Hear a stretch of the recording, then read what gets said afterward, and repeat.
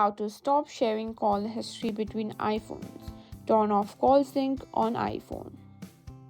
If you share an iCloud account or family sharing with someone, you may have noticed that your call history gets synced across multiple devices.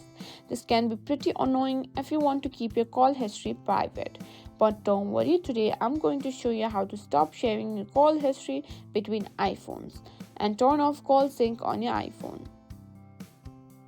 First up, grab your iPhone and open up the settings. This is where you'll make all the changes to stop syncing your call history. Once you're in your settings, scroll down and tap on phone. This is where you find all the settings related to your calls, including the sync option. Next, tap on clear call on other devices. If you find that, this is where your iPhone syncs your call history to other Apple devices like an iPad, another iPhone, or a Mac. And here you can also find the devices connected to your phone that are set to share your calls. To stop syncing, simply toggle it off.